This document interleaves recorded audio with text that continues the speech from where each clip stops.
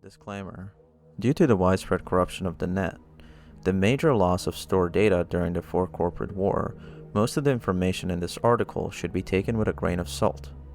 The Fourth Corporate War ended the world as we know it, leading to civil upheaval, the collapse of nations, megacorporations, and the global economy.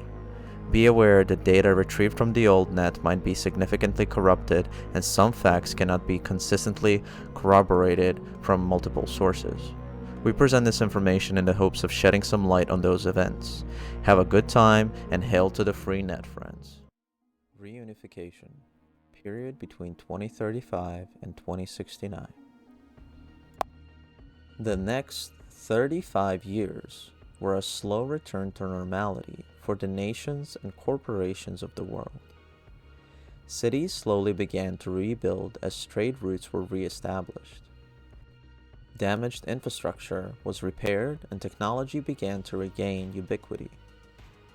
In the US, many cities that were abandoned during the collapse of 1990 to 2016 were rebuilt and repopulated with government and corporate aid.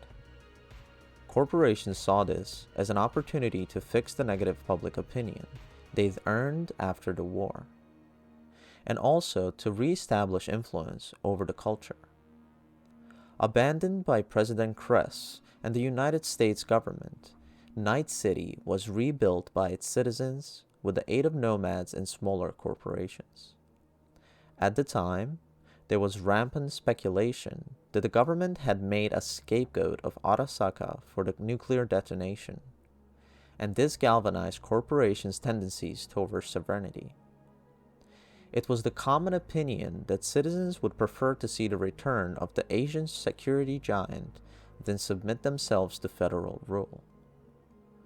Conversely, the situation in Europe did not go as well for the old megacorporations.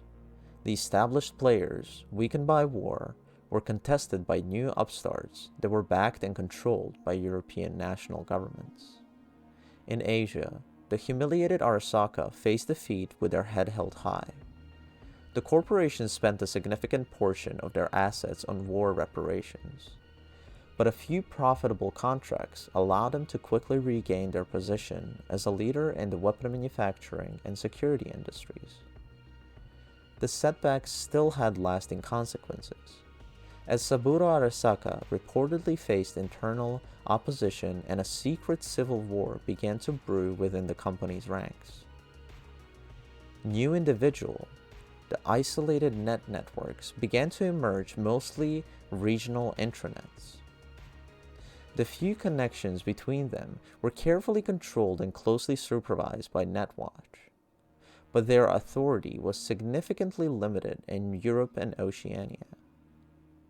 The new net was less available to public users and harder for netrunners to penetrate, as the most important data was sequestered.